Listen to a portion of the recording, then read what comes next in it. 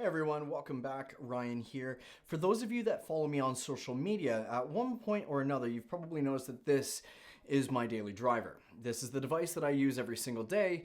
It is the iPhone 12 Pro Max. This phone was released on November 13th of 2020, and it's been an absolute powerhouse ever since.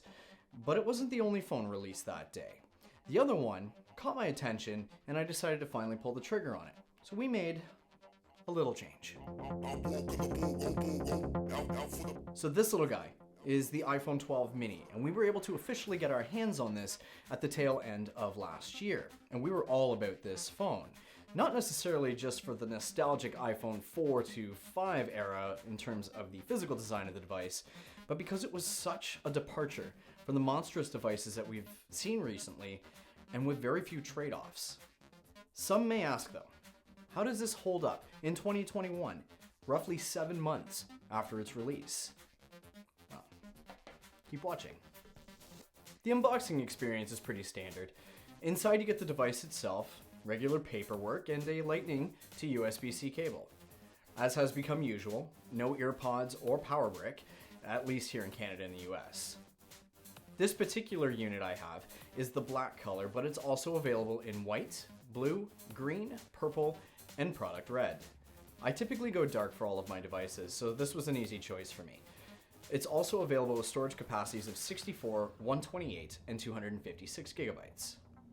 The phone itself has a tiny little 5.4-inch 1080 by 2340 Super Retina XDR OLED display. That's a mouthful. It's capable of HDR10 and Dolby Vision.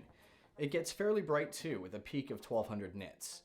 The screen-to-body ratio is a comfortable 85.1%.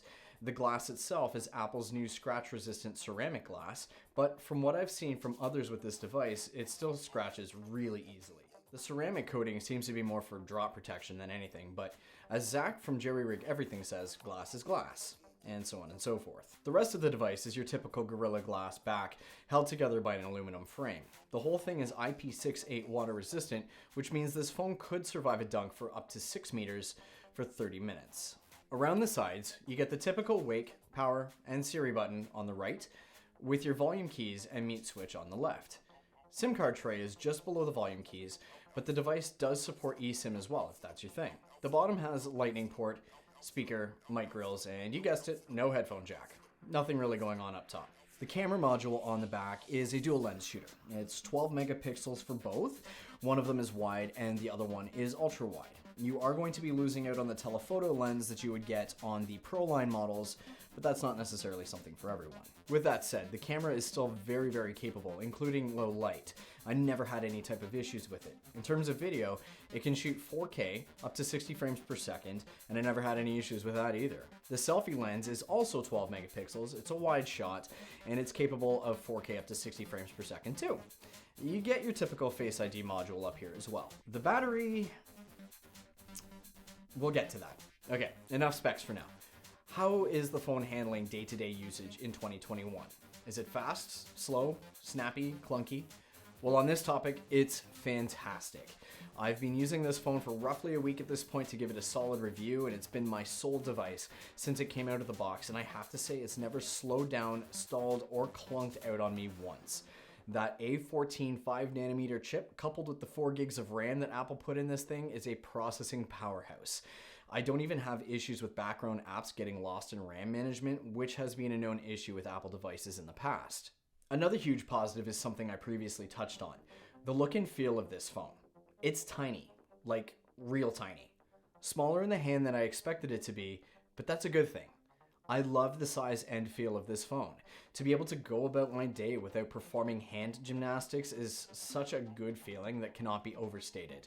My thumb can reach any spot on this screen without feeling like I have to juggle. If I were to compare the physical size for those that haven't held one, it's roughly the same size as an iPhone 5 or 5S, but with a larger display compared to the 4 inches that we got on those phones. But this build is just fantastic. I've raved about it so much to those around me while using this phone that they probably think that I'm nuts now. I mean, they're not wrong, really, but yeah. Okay. Sit down. We need to talk. We need to talk about this battery. Get ready. As optimistic as I am, or I was about this phone, let me tell you, this battery is awful, like really bad. It's all perspective and usage, I get that. I'm coming off of a Pro Max, the largest battery Apple has, to the Mini, one of the smallest batteries Apple has. So I needed to be checked here.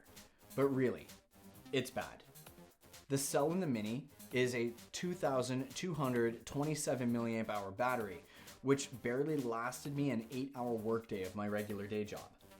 Simple usage of this phone will kill it before bedtime. Here's an example. I finished an hour-long workout this morning before filming this. I had music playing in the background, but otherwise didn't touch my phone for that hour.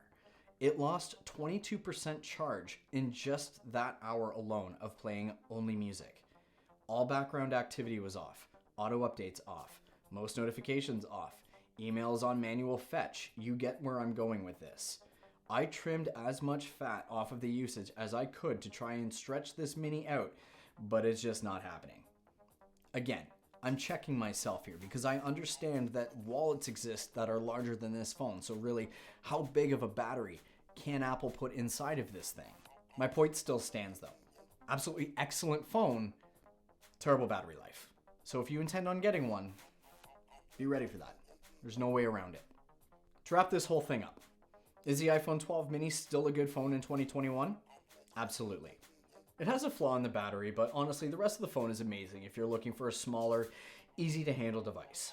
Personally, I'm really hoping that Apple keeps up with this type of size trend and releases a mini in the 13 lineup with a beefier battery. That, coupled with the rumored A15 3nm chip, this thing could see an improvement. Yeah, if they do that, I'm absolutely going to be all over this as my regular daily driver. I honestly can't say it enough. The comfortability of this phone in the hand has been absolutely fantastic. Nothing against the Pro Max, but I definitely feel like I have to juggle to use that phone on a daily basis. Love the battery, love the camera, love everything about it. My only complaint on that one would be the massive size on it, whereas in terms of the Mini, my only complaint is the battery. I held a poll on my Twitter, which was asking my followers that if Apple were to release a 13 mini, if they would get it. And to be honest, the votes were pretty split right down the middle. I had a lot of people say that they would, and a lot of people say that they wouldn't. So I'm curious, if you're watching this video and you've gotten this far, how do you feel about it? If Apple were to come out for a 13 mini, would you get it? Anyway, if you liked this video, a thumbs up would be phenomenal.